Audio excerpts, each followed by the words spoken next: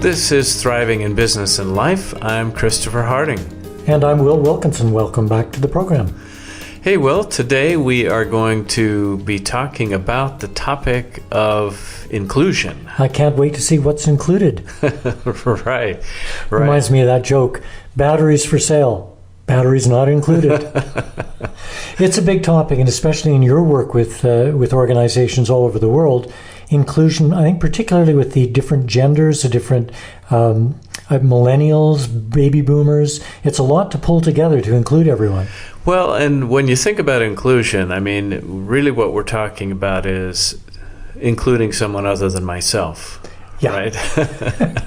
So, and, you know, if you start... Which tends to be the gold standard, right? Sometimes. I'm normal.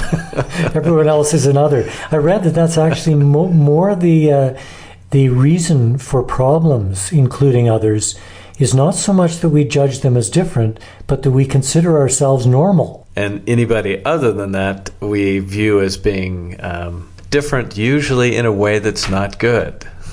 Exactly. So they should be more like me, and then things would be better. Exactly. Well, you know, when you think about inclusion, I mean, you brought up some of the classic ones where there's been challenges historically, right? Yeah. With gender, with ethnicity and race, and now more, I think, with generational differences, Generation X and Y working their way into what was, for a long time, largely dominated by baby boomers. Mm-hmm. And so, you know, when you think about inclusion, sometimes the real question, the genuine question that comes up when we're talking about it in an organization is, well, why? Why would I do that? It creates more of a challenge. And so... Well, it does, especially for the hard-charging A-type executive who's more interested in getting things done, just checking it off a list. It's going to slow down the process. Yeah, it can. It can, until we learn how to become more agile and more flexible and adaptable, which comes with time and practice. And the good news is, once we learn how to do that in regard to including differences, we become more flexible in general. We become more adaptable as a person and as a team. But one of the biggest characteristics, and there have been a lot of studies that demonstrate the viability of what I'm about to share, and that is that when we get good at inclusion, we actually enhance or increase the intelligence of the group. Well, that's one of those things that the minute you hear it and take a moment to digest it, it's a self-evident truth. It's so obvious that would be the case. Sure. You're drawing from more background, more experience, different points of view. And so the real question becomes, are we interested in preserving the status quo? In other words, keeping it normal, right, the way it's been? Or are we interested in adapting and bringing about change? Well, that is the big question, and I think it's linked to the stories we tell and the roles we play inside those stories. Well, and a bigger paradigm shift from the Lone Ranger mentality. You could say the great charismatic leader with the vision who enrolls others to follow him versus team play. I was writing the other day, and I found myself in our coaching manual, found myself writing, if you want to get something done right, you've got to do it together. Right, yeah, which is a total paradigm shift. Yeah, I read that and went, well, wait a minute, isn't it usually you've got to do it yourself? And I realized I've been writing the new paradigm voice. Yeah. Well, then, like you said, if you think about it, two heads are better than one, as the old saying goes, and so forth. But even if I'm interested in preserving the status quo, which sometimes is needed and necessary in order to create stability, there are always going to be challenges and twists and turns and problems to solve. And what the research done by MIT, University of Pennsylvania, BYU, UCLA, who did a combined study, was that people in a more diverse group solve those types of problems better and actually are able to better predict what's coming around the corner, in other words, predict the future, than a group of people who are pretty much the same. In other words, this is a very practical thing. Yeah, it really is. And so, are there, you could say, humanistic reasons for doing inclusion? Sure, there are. And for some people, that's a totally good consideration, ethical, spiritual, humanistic, whatever you want to call it. Well, just thinking of myself, I recall the experience of preferring the comfort of what I knew in a group, making decisions together, to venturing into unknown territory where who knows what might erupt. If you're in charge of something and you've got a timeline and there's money involved and other people are depending on an outcome, there is a strong predisposition, I'd say, to going the proven route, even though it may not be getting the results it used to. Well, Jordan Peterson talks about it in his recent popular book. He talks about it, he kind of refers to it almost as a certainty bias. That if good term. I kind of made that up based on what he said. But, well, I like it. But maybe he says it somewhere else in the book I haven't gotten to yet. But what he's talking about is that evolutionarily, because of the predictability and safety of something that's repeatable and certain, we prefer certainty. Yeah. And that there is a risk in difference because difference initially feels chaotic. Right, and there's a hesitancy to claim ownership for an innovation, just in case it goes poorly. Of course, if it goes well, we'd love to take the credit.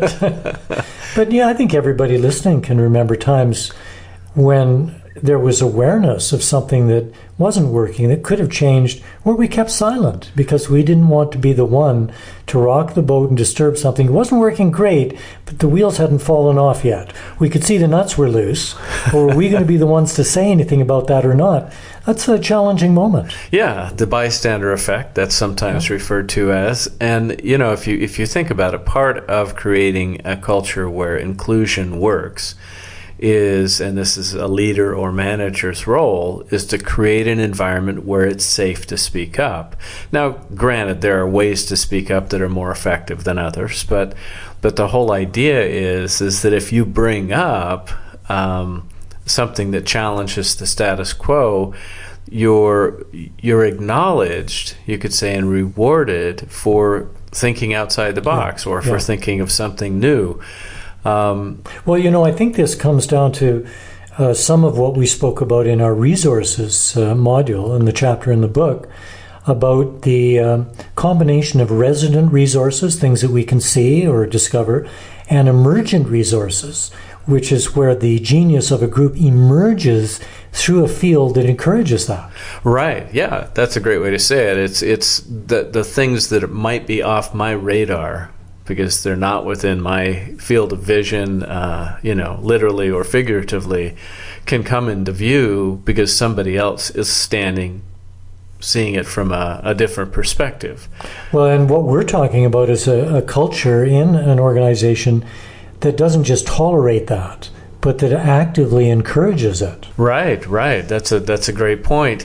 Well, when you think about the process of inclusion, a lot of times it's helpful just to observe, who are my go-to people? Mm-hmm. Who are the people that I tend to call upon regularly? And that's great. They probably have served our team or our process well. But then to really start to notice, who am I not involving? Who would really benefit from being involved in the process? Who could we bring into the mix who might really, help us see this more clearly? And we offer a simple device in the book and the course for that called the Inclusion Continuum. Why don't you describe what that is, how that works? Yeah, if you just think of a horizontal line, and on the left-hand side, you could say would be sameness, mm-hmm. right? People who are like me. And on the far end would be people who are very different than me. And so if I'm tending to, draw upon the people who think and see the world similarly to me a lot, what I want to start to do is reach out across that continuum and begin to include people who do have a different vantage point. For example, maybe it's because they're in a different place in the organization or in the community. Maybe they see things from a different vantage point. If I'm a parent, it might be asking how this is going to impact my kids. And if you think about the lean process, kind of what the idea there is to, in order to utilize that inclusion continuum, you'd take an inclusion inventory and you'd say, right, who else is going to either have to implement, or I guess you could start off with design, implement, and be impacted by the decision we're going to make. Well, we have a history of being pretty blind, you could say willfully blind, yeah, and ignoring the stakeholders involved in something where decisions are being made that they have no input on. I remember hearing, I didn't see this, but hearing of a program on Oprah discussing childbirth. And a woman stood up in the audience and asked how many of the panelists had given birth. And all the panelists were men. In that moment, I think the blinders came off, because here were these experts making recommendations. The stakeholders were clearly women, and there were no women on the stage. Yeah, that's a common one. You realize, for example, Nissan did something kind of radical when they were acquired by a French company, Renault. Basically acquired them and had done some research to realize that I think it was as high as 80% of the car buying decisions were either made by women or strongly influenced by women. And they looked at the design teams of Nissan, right, who had almost no women. Yeah, there you go. So they set a target to basically create equity between men and women designers, which just was going to take them some time. They had to really, make sure they were getting qualified people. But the whole idea is, why is it that somebody's designing a product who isn't the one who actually either utilizes it or makes the decision to buy it? Exactly. Great question. And just going back to the inclusion inventory for a moment, it's a very powerful tool.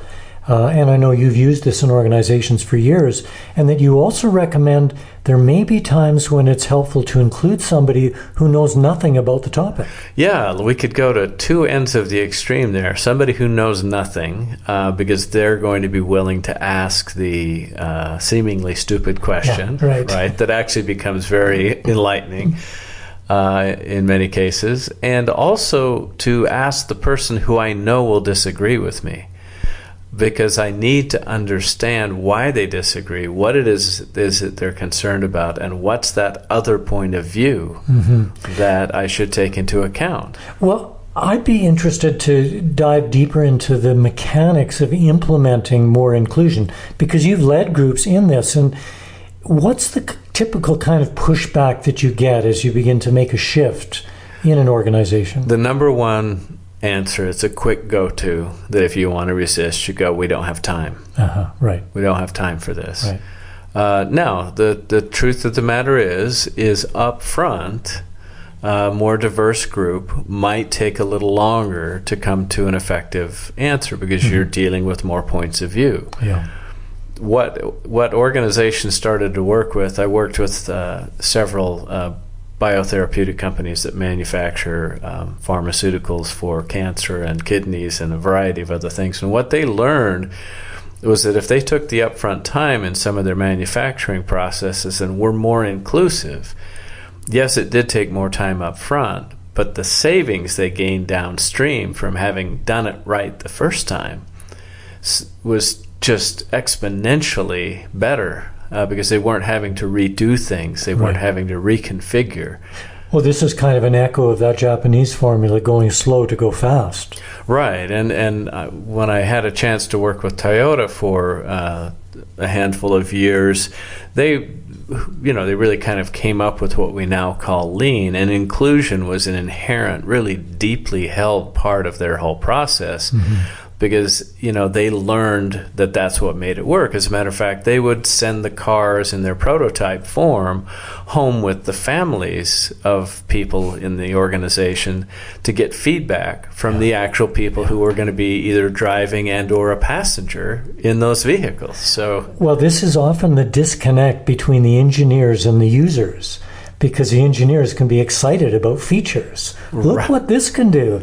Well, maybe the consumer is excited about that, maybe not. You'd find out by asking the consumer. Right, yeah, letting the prototype actually go out and get some field testing. I was talking with a just really brilliant woman today. She happens to be in the design and innovation department of a major manufacturer. And she was walking me through the design process that she and her team use. And it was really great. It was a very inclusive process, that they explore it from the vantage point of the engineers, certainly, but also from those who are going to have to manufacture it and from the consumer.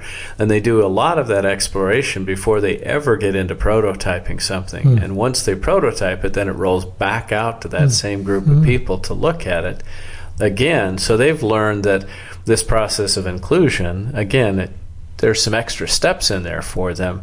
But what they found is that when they do that, by the time they actually roll a product out to the public, it's been thoroughly vetted. Well, I have to admit, as I was hearing you describe their process, which sounds very thorough, I was recalling the comment you made earlier, the number one pushback, we don't have time for that. This sounds like it does take a lot more time. It takes more time, so part of what needs to be planned for, if you're going, especially if you're doing something, systematically throughout a whole system, is you really have to think about how do you streamline that process so that it's effective. And one way is, and here's the other pushback, what do you want me to ask everybody? Yeah. No, we're not suggesting that. We're saying make sure you pick a representative sample of people across the continuum. If you're looking to get buy-in from a group, you might choose people who have influence within that group, and so that they're able to bring you that group's point of view. And they're also able to sell it back to the group because they were involved. And that's the other benefit of inclusion, is it generates much more naturally a sense of ownership and buy-in.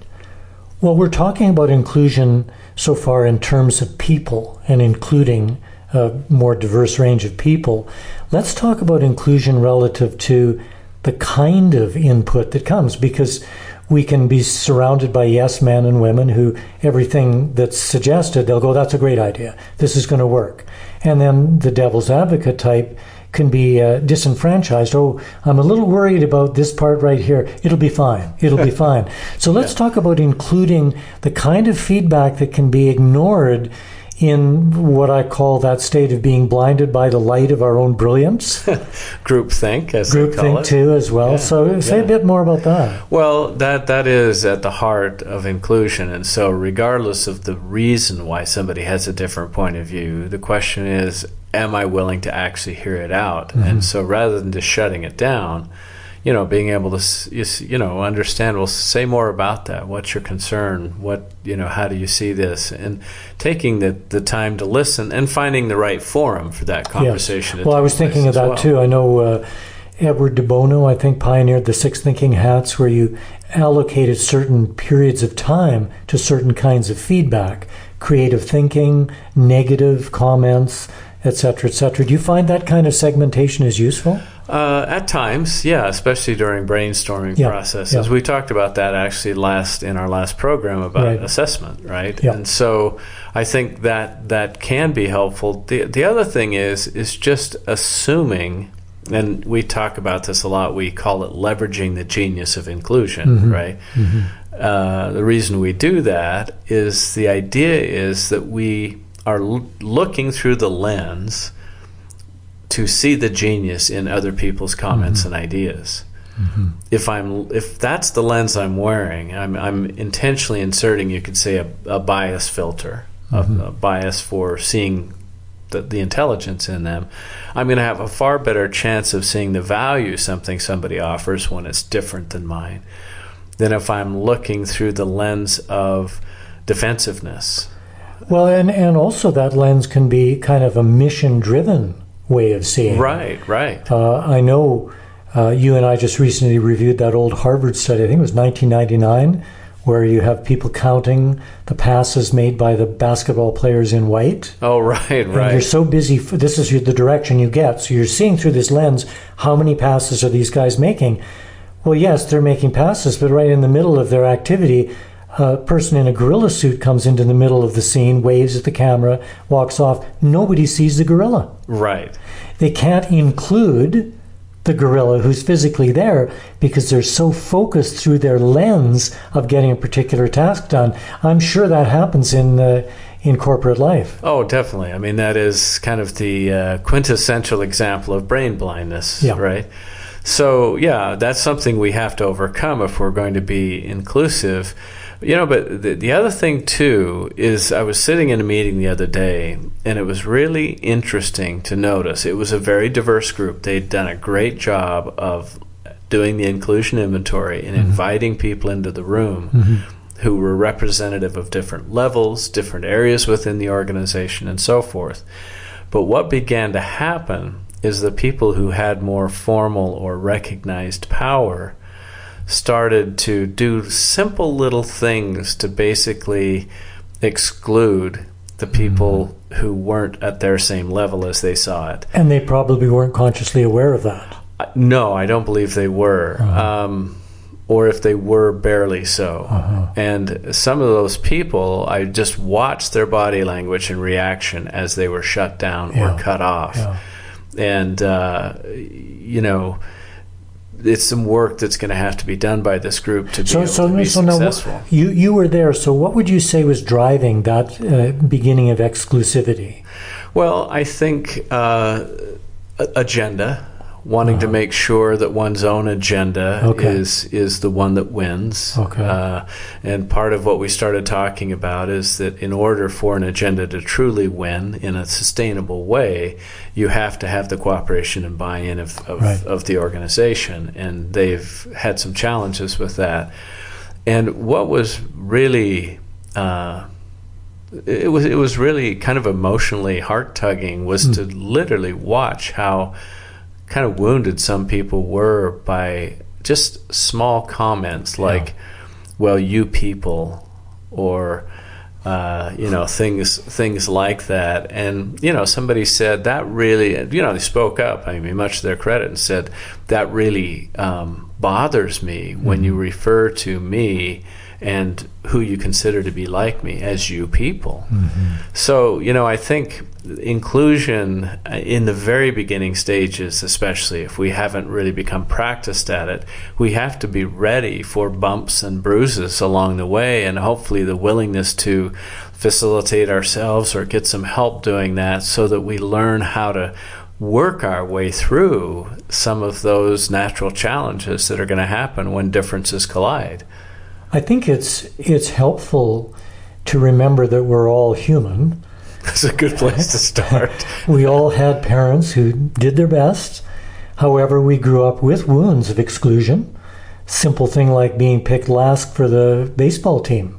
That can sit with a person for 20 years. I've had clients tell me that they were wounded, for a long time by being excluded from simple things like that. So regardless of, how expensive our suit is, and how many awards we've won, inside all of us is a human who comes complete with wounds and fragile areas. And if we just remember that it's important to care for each other, then I think we'll be more vigilant to, probably inadvertently excluding people at times, or maybe consciously to move an agenda along.